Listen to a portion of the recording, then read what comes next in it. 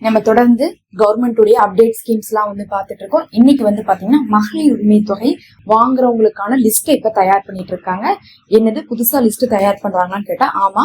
ஏன் வந்து பார்த்தாங்க இவங்க லிஸ்ட் தயார் பண்ணிட்டு இருக்காங்க? ஆல்ரெடி எல்லாருமே வந்து ஒரு 2.5 கோடி மக்கள் இருக்காங்கன்னா, அதாவது பெண்கள் எதிர்பார்த்துட்டு இருக்காங்கன்னா அதுல ஒரு 1.5 கோடியாவது வாங்கிட்டு இருக்காங்க. அப்ப ஆல்ரெடியே வந்து பார்க்கும்போது பாதி பேத்துக்கு மேல வாங்கிட்டு இருக்காங்க. மீதம் இருக்கவங்களுக்கு நம்ம கொடுக்க வேண்டியது இருக்கு. அதே சமயத்துல அந்த பாதி பேர் வாங்கினதே வந்து இப்ப சந்தேகத்துக்குரிய விஷயமா இருக்கு.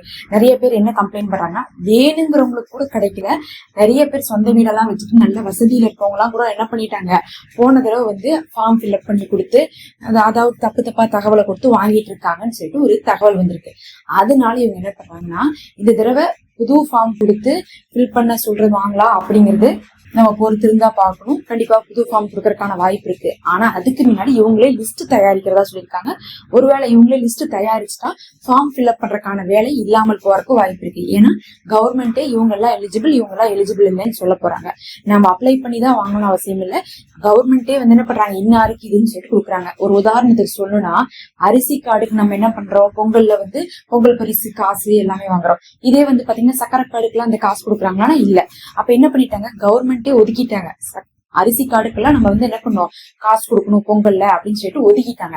அந்த மாதிரி மகளிர் உரிமை தொகைனாவே இவங்களுக்கு தான் அப்படின்னு சொல்லிட்டு ஒதுக்க போறாங்க. அப்படி ஒதுக்கிட்டாங்கன்னா என்னென்ன கேட்டகரிக்குள்ள இருக்கும் அதுல நாம வருவோமா? ஏன்னா வந்து நாம ஃபில் பண்ணி வாங்குறது கூட நாம வந்து என்ன பண்ணலாம், ஆவணங்கள்லாம் கொடுத்து வாங்கிடுவோம். ஆனா நாம ஃபில் பண்ணாமலே அவங்களே லிஸ்ட் கொடுத்துட்டாங்கன்னா நம்ம என்ன பண்ண முடியாது, ஒண்ணுமே பண்ண முடியாது. அந்த லிஸ்ட்ல இல்லாதவங்க போய் உள்ள போறது ரொம்ப கஷ்டமா இருக்கும். அதனால 2 விஷயம் வந்து போயிட்டு இருக்கு. ஒண்ணு லிஸ்ட் தயாரிச்சுட்டு இருக்காங்கன்னு சொல்லிட்டாங்க. 2வது வந்து எப்ப வேணா ஃபார்ம் வரும்னு சொல்லிட்டு எதிர்பார்ப்பு இருக்கு. ஒருவேளை லிஸ்ட் மட்டும் வச்சு கொடுத்தாங்கன்னா ஃபார்முக்கு தேவையில்லாம போயிடும். ஃபார்முக்கான அவசியமே இருக்காது. இல்ல நம்ம லிஸ்ட தயாரிச்சாலும் கூட ஃபார்மும் கொடுப்பாங்களா அப்படிங்கிறது இன்னும் ஒரு சில தினங்கள்ல நமக்கு தெரிஞ்சிடும். ஃபர்ஸ்ட் இப்ப இந்த லிஸ்ட் தயாரிக்கிறாங்களே எந்த அடிப்படையில தயாரிக்கிறாங்கன்னு நீங்க தெரிஞ்சுக்கோங்க. முதல்ல இந்த லிஸ்ட் வந்து மொத்தமாவே வந்து இருக்கக்கூடியவர்களே வந்து கணக்கெடுத்துக்கிறாங்க. பெண்களை கணக்கெடுத்து, குடும்ப தலைவிகளை கணக்கெடுத்து அதுல ஆல்ரெடி வாங்கிட்டு இருக்கவங்க இன்னும் வாங்காதவங்க அப்படின்னு சொல்லிட்டு பாக்குறாங்க. அதுல ஆல்ரெடி வாங்கிட்டு இருக்கிறவங்கல அவங்களுடைய நிலை இப்போது எப்படி இருக்குன்னு பாக்குறாங்க. ஏன் இப்போது எப்படி இருக்குன்னு பாக்குறாங்கன்னா, பொதுவா வந்து எப்படி இந்த குடும்ப தலைவிக்கான பணம் கொடுத்தாங்கன்னு பாத்தீங்கன்னா, போன தடவை குடும்ப தலைவியுடைய வீட்டுல, அதாவது அவங்களுடைய வீட்டுல அந்த ரேஷன் கார்டுல இருக்கக்கூடிய உறுப்பினர்களுடைய வருமானத்தை பார்த்தாங்க. அந்த வருமானம் 2.5 லட்சத்துக்கு அதிகமா இல்லாம இருக்கான்னு பார்த்தாங்க. அதுலயும் ஒரு வீட்டுல ஒருவருக்கு அதிகமாக சம்பாதிக்காம இருக்காங்களான்னு பார்த்தாங்க. அவங்க சொந்த வீட்டுல இல்லாம இருக்காங்களான்னு பார்த்தாங்க. கார் இல்லாம இருக்கான்னு பார்த்தாங்க. கரண்ட் பில் அவங்க அதிகமா கட்டக்கூடியவங்களா இல்லாம இருக்காங்களான்னு பார்த்தாங்க.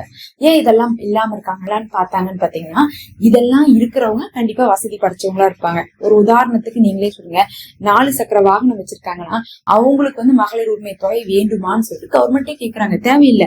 அவங்க 4 சக்கர வாகனம் வச்சிருக்கிற அளவுக்கு வசதி படைச்சவங்க. யாராலையுமே ஒரு மிடில் கிளாஸ் லைஃப்ல 4 சக்கர வாகனங்கள்லாம், காரு இந்த மாதிரியான விஷயங்கள்லாம் வச்சிருக்க முடியாது வீட்டு உபயோகத்துக்கு. அப்ப காரெல்லாம் வீட்டு உபயோகத்துக்கு நம்ம வச்சிருக்கோம் அப்படின்னாவே நம்ம கண்டிப்பா வசதி படைச்சவங்க தான்.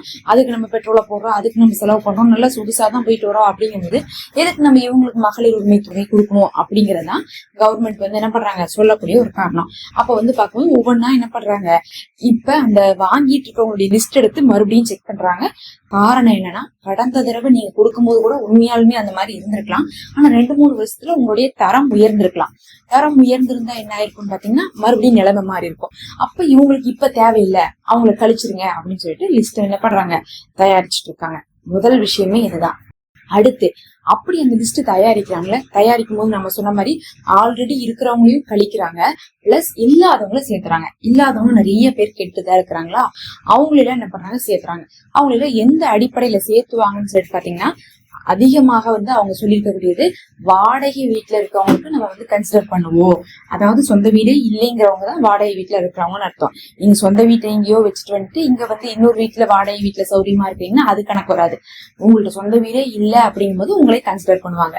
2வது வந்து பாத்தீங்கன்னா, ரொம்ப முக்கியமாக அரிசி கார்டு உள்ளவங்களுக்கு எல்லாம் என்ன பண்றாங்க, சப்போர்ட் பண்றாங்க. அப்ப அரிசி கார்டு இருந்தா உங்களுக்கு என்ன கிடைக்கும், உங்களுக்கு இந்த மகளிர் உரிமை தொகை வந்து கிடைக்கிறதுக்கான அதிக வாய்ப்பு இருக்கிறதாக இன்னைக்கு கவர்மெண்டே வந்து அறிவிச்சிருக்காங்க. அப்ப வாடகை வீடு அதுக்கப்புறம் அரிசி இதெல்லாம் சொல்லிட்டோமா. அடுத்தது நீங்க ஐடி ஃபைல் பண்ணாதவங்களா இருந்தா கிடைக்கும், அதிகமான வாய்ப்பு இருக்கு. அதே மாதிரி கவர்மெண்ட் ஜாபுடைய ஊழியர்கள் உங்க குடும்பத்துல யாரும் இல்லைன்னா உங்களுக்கு கிடைக்கும். அதே மாதிரி பென்ஷன் வாங்கக்கூடியவங்களாக நீங்க இல்லைன்னா கிடைக்கும். ஏன்னா இப்ப நீங்க கவர்மெண்ட்ல வேலை செய்யாம இருக்கலாம், எப்பயோ செஞ்சு அதனுடைய பென்ஷன் வாங்கிட்டு இருக்கலாம் இல்ல. அதனால பென்ஷன் வாங்குறவங்க அதுக்கப்புறம் கவர்மெண்ட் ஜாப் ஊழியர்களுக்கு கிடைக்காது. அதெல்லாம் பாக்குறாங்க. இதெல்லாம் பார்த்துதான் என்ன பண்றாங்க, இப்ப கடந்த லிஸ்ட்ல இருந்து வாங்கிட்டு இருக்கவங்க எல்லாம் ரிமூவ் பண்ணிட்டு புதுசா இருக்கக்கூடியவங்களை சேர்த்துறாங்க. புதுசா இருக்கிறவங்களும் இப்படிதான் சேர்த்துவாங்க. இவங்க எவ்வளவு கரண்ட் பில் கட்டுறாங்க 2 மாசத்துக்குன்னு பாப்பாங்க. இவங்க ஆயிரக்கணக்கா கட்டிட்டு இருக்காங்கன்னா, இவங்க ஆயிரக்கணக்கா கட்டுறாங்கன்னா எல்லா பொருளும் வீட்டுல இருக்குன்னு அர்த்தம். ஏசி அது இதுன்னு எல்லாமே இருக்கு, அது எல்லாமே ஓடுது, அது எல்லாமே நல்ல காசு கொடுக்குது, செலவு வைக்குதுன்னா அவ்வளவு செலவு வைக்கக்கூடிய அளவுக்கு இவங்க செலவு பண்றாங்கன்னா இவங்க குடும்பத்துடைய தரம் உயர்ந்திருக்கும். ஒரு மிடில் கிளாஸ் எல்லாம் பாத்தீங்கன்னா ஒரு நார்மலா அதாவது அரிசி கார்டு எல்லாம் வாங்கிட்டு இருக்காங்கன்னா அவங்களுடைய வருமானமே என்ன இருக்கணும்னா வருஷத்துக்கு 2.5 லட்சத்துக்குள்ளதான் இருந்துட்டு இருந்துச்சு கடந்த தடவை பாத்தீங்கன்னா. அப்படி கம்மியா இருந்துட்டு இருக்கிறவங்க எப்படி இவ்வளவு செலவு பண்ணுவாங்க? இவ்வளவு செலவு பண்ண மாட்டாங்க. வீட்டுக்கு கரண்ட் பில்லுக்கு மட்டுமே ஒரு 3000 ரூபாய் 4000 ரூபாய் செலவு பண்ணுவாங்களா? நினைச்சு கூட பார்க்க மாட்டாங்க. அப்ப அதுல இருந்தே தெரிஞ்சுக்கலாம் இவங்க எவ்வளவு பெரிய ஆளுன்னு சொல்லிட்டு. அதனால கரண்ட் பில்ல என்ன பண்ணுவாங்க, அவங்க கேட்பாங்க. கண்டிப்பா கரண்ட் பில்லை வச்சு இது பண்ணுவாங்க. இந்த கரண்ட் பில்லை எப்ப கேட்பாங்கன்னு பாத்தீங்கன்னா, ஃபர்ஸ்ட் ஒரு லிஸ்ட் எடுக்கிறாங்கன்னு சொன்னோம்ல, அதுல ஓரளவுக்கு தான் தகவல் அவங்களால திரட்ட முடியும். மத்தபடி நம்மளிடத்துல சில ஆவணங்களே கேட்பாங்க. அந்த ஆவணங்கள் கேட்கும் போது நமக்கு கரண்ட் பில்லுடைய அந்த லிஸ்ட் கேட்பாங்க. அந்த ஆவணத்துல நம்ம அதை கொடுத்தோம்னா என்ன பண்ணுவாங்க, அதுல எவ்வளவு யூனிட் எல்லாம் வருது அது இதுன்னு சொல்லிட்டு செக் பண்ணி பார்ப்பாங்க. நீங்க ஆன்லைன்லயே கட்டியிருந்தாலும் கூட ஸ்கிரீன்ஷாட் எடுத்து கொடுக்கலாம் உங்களுக்கு. இதை வச்சு கரண்ட் பில்லுடைய செலவு வச்சு என்ன பண்ணுவாங்க, உங்களுக்கு கொடுக்கலாமா வேண்டாமான்னு முடிவு பண்ணுவாங்க. அதே மாதிரி நம்ம ஆல்ரெடி சொல்லிட்டோம் 4 சக்கர வாகனங்கள் சொல்லிட்டோம். அதே மாதிரி சொந்த வீடு அப்படிங்கறது அவங்க பாப்பாங்க. சொந்த வீடு எப்படி வச்சிருக்கீங்க, வாடகைக்கு விட்டுருக்கீங்களா, சொந்த வீடு அப்படிங்கிறது அதனுடைய மதிப்பு எப்படி, இது எந்த கேட்டகரிக்குள்ள கொண்டு வரலாம்னு சொல்லிட்டு பாப்பாங்க. சொந்த வீடு இருந்தா கிடைக்கவே கிடைக்காதுலாம் கிடையாது. ஏன்னா முதல்ல அப்படிதான் சொன்னாங்க போன வருஷம் அந்த மகளிர் உரிமை தொகை வரும்போது 2 வருஷத்துக்கு முன்னாடி. ஆனா போன வருஷம் பாத்தீங்கன்னா சொந்த வீடு இருந்தாலும் பரவாயில்லன்னு கொடுத்துருக்காங்க. நமக்கே பாத்தீங்கன்னா 1-2 பேர்லாம் சொல்றாங்க எங்க வீட்டுல சொந்த வீடு எல்லாம் இருக்கான வந்துட்டு தான் இருக்குன்னு சொல்றாங்க. அப்ப பாத்தீங்கன்னா சரியா அவங்க செக் பண்ணலன்னு தான் அர்த்தம். ஏதோ ஒரு காரணத்துல வந்துட்டு இருக்குன்னு வச்சுக்கலாம். அப்ப அதெல்லாம் என்ன பண்ணுவாங்க, இந்த தடவை பார்ப்பாங்க சொந்த வீடை கன்சிடர் பண்றாங்களா இல்லையாங்கிறது தெரியல. ஏன்னா இப்போதைக்கு பாத்தீங்கன்னா வாடகை வீட்டுக்கு முன்னுரிமை கொடுக்குறாங்க. ஆனா சொந்த வீட்டுக்கு அதிகமா கன்சிடர் தான் பண்றாங்க. ஆனா சொந்த வீடு அப்படின்னு சொல்லிட்டு எத்தனை வீடு இருக்குது, வாடகைக்கு விட்டுருக்கீங்களா, அதெல்லாம் பார்ப்பாங்க. அப்படி பார்க்கும்போது கழியப்படுறதுக்கான வாய்ப்புகள் நிறைய இருக்கு. சும்மா அவங்கவுங்க இருக்கிற அளவுக்கு கட்டி இருக்கிறாங்கன்னா அது ஒரு பெரும் பிரச்சனை வராது. அந்த மாதிரிலாம் பாத்தீங்கன்னா அவங்க டாக்குமெண்ட்ல செக் பண்ணிட்டு தான் கொடுப்பாங்க. அதே மாதிரி பாத்தீங்கன்னா உங்க இடத்துல என்ன கேட்பாங்க, பேங்க் பாஸ்புக்கும் அதுக்கப்புறம் ஆதாரும் கேட்பாங்க. எதுக்கு ஆதார் கேட்கறாங்கன்னு உங்களுக்கே தெரியும், அது தனி மனிதனுடைய அடையாளமா இருக்கு, அது கன்ஃபார்மா கேட்பாங்க. அதே மாதிரி பேங்க் பாஸ்புக் எதுக்கு கேட்கறாங்கன்னா, உங்கள்கிட்ட பாத்தீங்கன்னா பேங்க் ஆப்ஷன் மூலமா தான் அவங்க பணத்தை போடுவாங்க. அதனால பேங்க் பத்தியான அந்த பாஸ்புக் இந்த ஆவணங்கள்லாம் கேட்பாங்க. அதுக்கப்புறம் பாத்தீங்கன்னா முக்கியமாக குடும்ப அட்டை வாங்கிப்பாங்க. குடும்ப அட்டை எதுக்கு வாங்குறாங்கன்னா, இப்போ ஒரு உதாரணத்துக்கு சொல்றேன், இப்போ உங்களுக்கு ஒரு 7-8 குழந்தைகள் இருக்காங்க, பசங்க இருக்காங்க, பிள்ளைங்க இருக்காங்க, அவங்கள கல்யாணம் பண்ணி நல்லா வாழ்ந்துட்டு இருக்காங்கன்னு வச்சுக்கோங்க. அவங்க எல்லாரோடதுமே ஒரே கார்டா இருக்குமான கிடையாது. இப்போ உங்க பசங்களே நல்ல வேலையில இருந்தாலும் அவங்க தனித்தனியா இருக்கிறாங்க அப்படிங்கும்போது உங்களுக்கு தனித்தனி கார்டு தான் இருக்கும். இப்போ குடும்ப அட்டைன்னு வாங்கினாங்கன்னா அந்த குடும்ப அட்டையில யாரெல்லாம் இருக்காங்களோ அவங்கள பத்தியான டீட்டெயில்ஸ் பார்த்துட்டு அவங்க எப்படி இருக்காங்கன்னு பார்த்துட்டு என்ன பண்ணுவாங்க, இந்த பெண்மணி கொடுக்கலாமா வேண்டாமான்னு முடிவு பண்ணுவாங்க. இந்த மாதிரிதான் என்ன பண்ணுவாங்க, ஒரு 4 ஆவணங்கள் நம்ம சொன்ன மாதிரி ஆதாரு, அதுக்கப்புறம் பாத்தீங்கன்னா ரேஷனு, அதுக்கப்புறம் பாத்தீங்கன்னா பாஸ்புக்கு, அதே மாதிரி பாத்தீங்கன்னா கரண்ட் பில், இது 4 ஆவணத்தையும் வாங்கிட்டு உங்களுக்கு என்ன பண்ணுவாங்க, அதெல்லாம் வச்சு பார்த்து உங்களுக்கு அவங்க சொல்லக்கூடிய அந்த நார்ம்ஸ் கீழே வந்தா மட்டும் சீக்கிரமே என்ன பண்ணுவாங்க, லிஸ்ட்டை வெளியிடுவாங்க. பொறுத்திருந்து பார்க்கலாம். இப்ப லிஸ்ட் கிரியேட் பண்ணிட்டு இருக்காங்க. அடுத்து பாத்தீங்கன்னா சில ஆவணங்கள் கேட்கறதுக்கு வாய்ப்பு இருக்கு.